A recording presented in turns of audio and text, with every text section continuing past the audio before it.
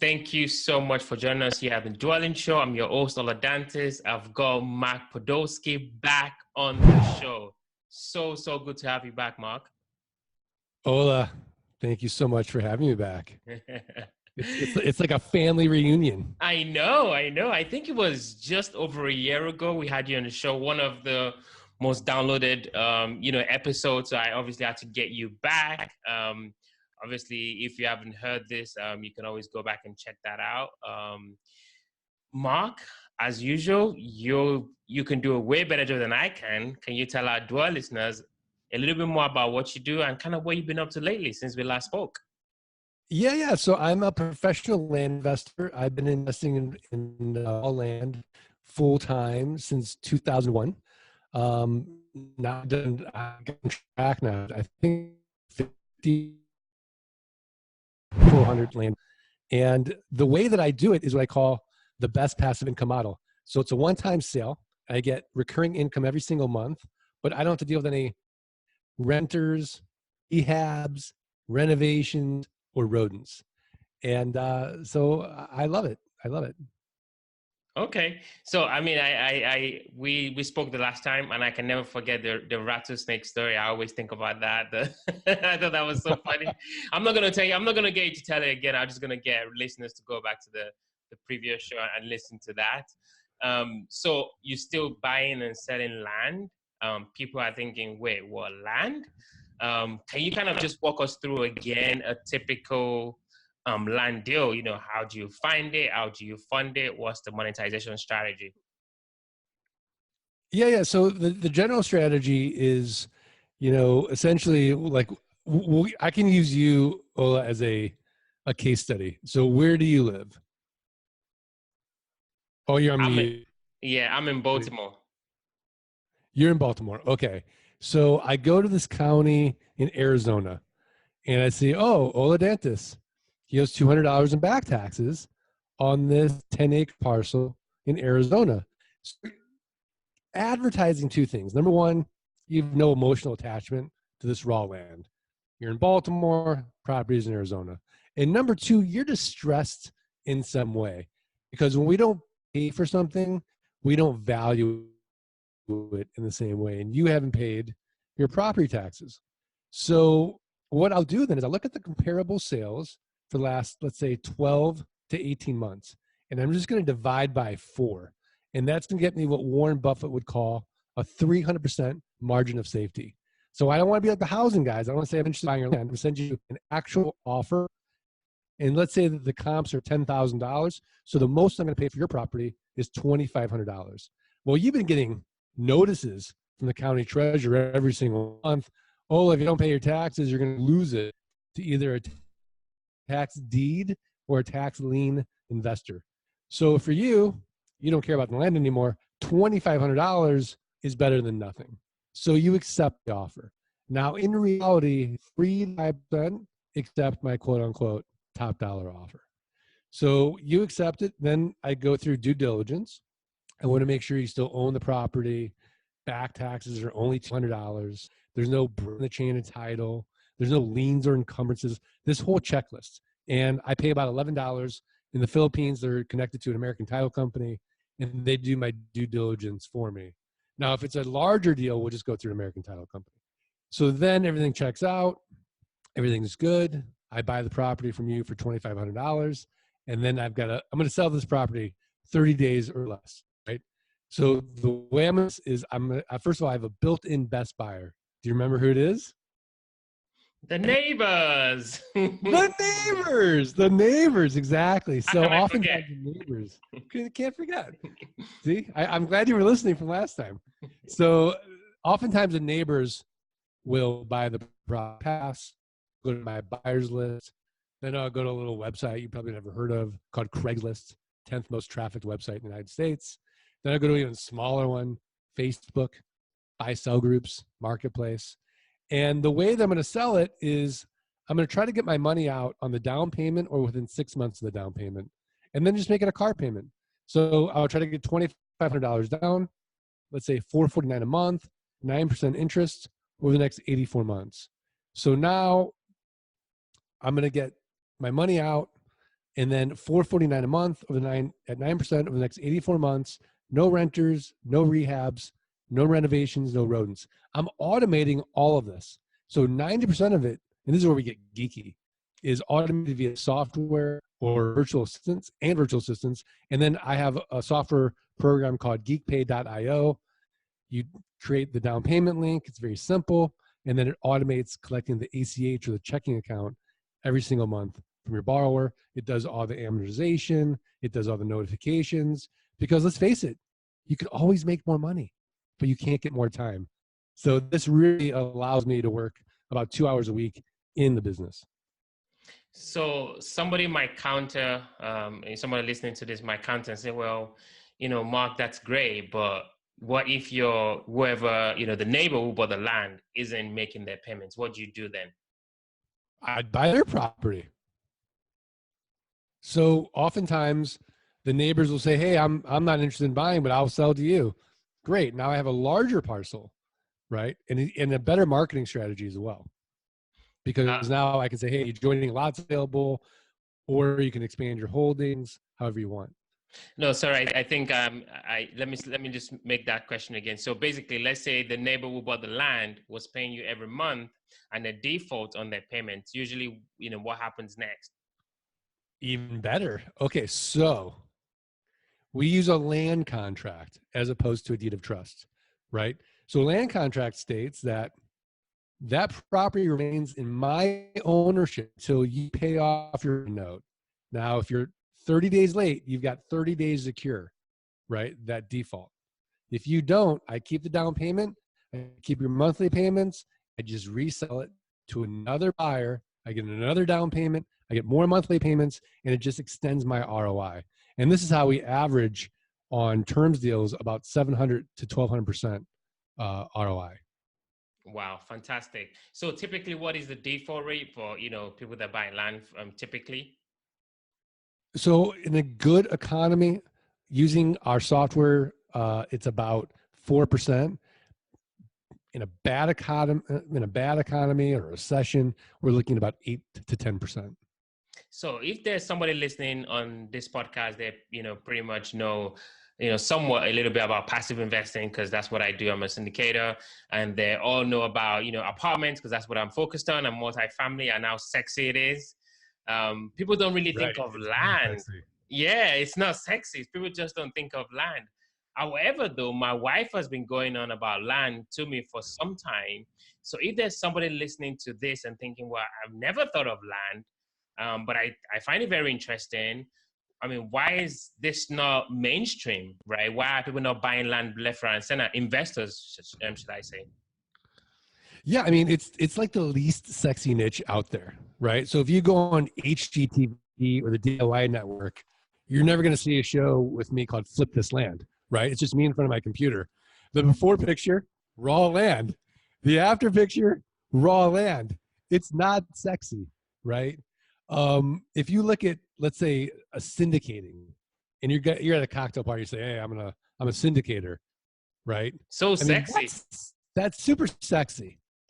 Raising money is sexy.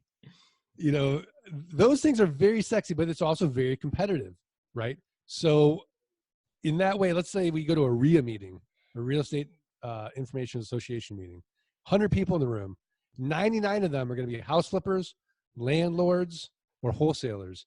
You and I would be the only land guys. So this massive market, no competition. And the reality of it is there's no big money in it either. No private equity groups, no hedge funds. And so, yeah, I mean, I think that's the reason that there's not as many people, is that it's just not as mainstream.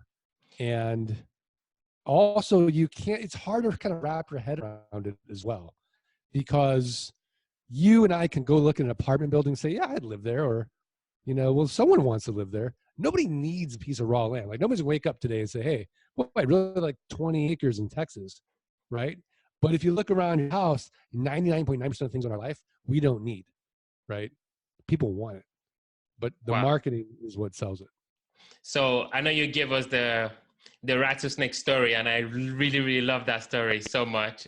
So I want, listeners to go back, to, I think it's DS33. So go back and check that episode to hear that story. Can you give us another story why somebody would want land, right? You just said it. It's not a need, right? You don't need to live on land, but you might want to own a piece of land. Can you give us another exciting story? Yeah. So this is back when I first started, and my due diligence wasn't as strong as it is today. And I bought 40 acres in New Mexico, and I just screwed up the due diligence. And I didn't realize the boundaries, and I actually bought about 30, or I'd say 25 of those 40 acres were literally on the side of a mountain. 15 acres of it was just, accessible. So I paid $2,500 for it. And I thought, well, gosh, if I just get my money back, I'll be happy. So the aerial maps and the GIS maps, the plat map online on eBay. And I set the auction at $1 no reserve. Just thought, let's see if I can get my money back. So the first day got bid up to $2,500. By the 10th day, it was $32,500, and I'm freaking out. So the guy wins the auction. I immediately call him up. I'm like, you realize, right? It's on the side of a mountain. He's like, it's perfect.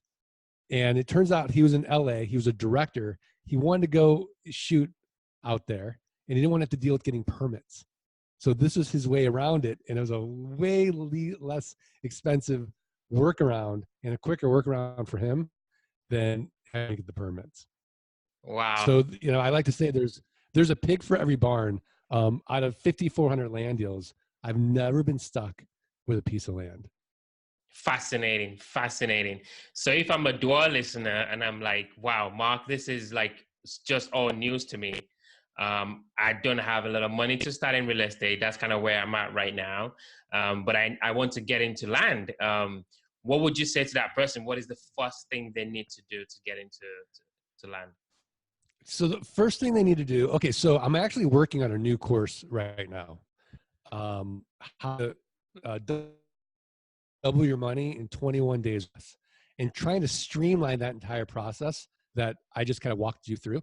So what if we could eliminate a lot of the offers and the mailing and the county research, like just eliminate that? And what if we could eliminate a lot of the due diligence, right? Just that whole piece up there.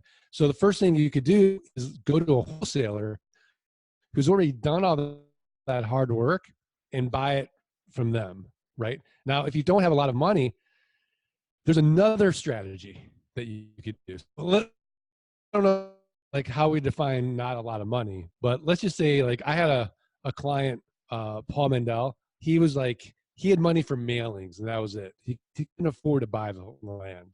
So he mails in upstate New York and he tells the seller, hey, look, I'm going to close in 90 days, right? Well, it doesn't take 90 days to do due diligence. It takes like a day. But he gave himself 90 days. So he starts sending out neighbor letters saying, hey, this property is available. And so what he did was he basically had the neighbor give him, I forgot the numbers on the deal now. It's been a while, but basically what he did was he was able to do a dual close. So he took the cash from the neighbor, paid off his seller, and then he kept the remaining balance. He made like 10 grand on that deal in an infinite ROI. So you can do that. But the reality of the matter is that money is not the issue. If you lock up any deal, 25, 30 cents on the dollar, I promise you you're going to find somebody that's going to fund it, right? Worst case, you're going to double your money. Wow. Interesting. I like it. So when is your course coming out? So I'm working on it right now. I should have that done next week or two. Awesome. So it'll just be a free course. Oh, wow. Fantastic. Thank you so much for that. When it does come out, let us know. I'll try to push it out to our listeners somehow, put it in the show notes maybe. Yeah. So, sure. I mean, we're definitely dwelling into the quick rounds. These are going to be quick questions, quick answers. You ready? Yeah, let me just wipe the sweat off, bro. A lot of pressure. All right. Just a little tired. Okay, I'm ready. All right. First question. What makes you, Mark, unique? What is that differentiating factor that separates you from the next girl or the next guy? I think, I mean, I don't know necessarily. I think that I like to tell myself that I'm an action taker, right? So if you said to me, hey, this happens to me, I just read this great book, you should read it. Like, I won't wait to, buy the book. Like, I like in that moment, I'll go and buy the book, like on Amazon, or I'll go on Audible and get it. So I think for me, like, I don't really, I'm like ready, fire, aim. Like, I take action right away and figure it out as I go. Yeah, I like that. I like that. So this is definitely a good segue to our next question, which is basically, what was the last book that you read, and what was the one thing that you picked up from that book? Okay, so I'm constantly reading. Constantly reading. The last book that I just read was Atomic Habits by James Clear, and now I'm reading How to Change Your Mind by Michael Pollan, which really isn't much of a business book, but Atomic Habits was great. And what I took from that was even a 1% increase in better habits has this massive compound effect. And it's so important to set the environment correctly, to make it as easy as possible for yourself psychologically to execute having good habits. Oh wow, yeah, I don't think I've heard of that one. I gotta check that out. That's a fascinating insight. Last question, last question. You're Okay. obviously buying land. You're obviously, now you're building your course. You got your family. Obviously, I saw you at the best ever event, at Joe's event. Speaking Yes. across the country. What do you do for fun? For fun. Okay. So I'll be totally honest, right? Um, I've got 3 teenagers. It's their world. I'm just living it, right? So I'm vicariously living through all their daily dramas and struggles and joys, um, and then I would say that one of the things that I really like to do though is because of the way I've structured my business is I work Tuesday, Wednesday, and Thursday. So Mondays and Fridays are what I call my terminal days. And that is, I pretend like if this is my last day on earth, how would I want to spend the day? So oftentimes it's just me doing very simple things, meditating, working out, having breakfast with my wife, having lunch with a friend, um, you know, taking the kids to school, hanging out with them, those types of things. So for me, that's really fun.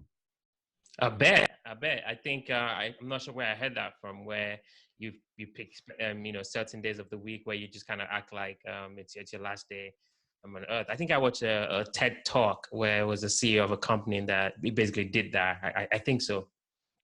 So Yeah. thank you for sharing those. Um, if I'm a dual listener and I want to connect with Mark, I want to learn more, I want to buy land, I want to jump in. Where's the best place people can connect with you? So I think the best place is thelandgeek.com. And we're going to have that course up very soon. I'd also like to offer them our passive income launch kit. It's normally $97, but as a Dwell and listener, how about free? So just go to landgeek.com/launch kit and you can start seeing a good view. Wow, thank you so much. I really, really appreciate that, Mark. Thank you so much. Well, I mean, I'm guessing I'm gonna have to bring you back next year, right? Every year, every every year, year. yeah, why not? Thank Yeah. you so And much. don't forget, pick up Dirt Rich. I got a Yeah. book on it. There you go. Oh, I yes, can't yes. forget to plug the book. No, yeah, please do not. Is that on Amazon now? It's on Amazon. Yeah. Fantastic. Dirt Rich. What a title. I love Mhm. it. Thank you, thank you, Thank you. thank you. I appreciate it. No worries. No worries.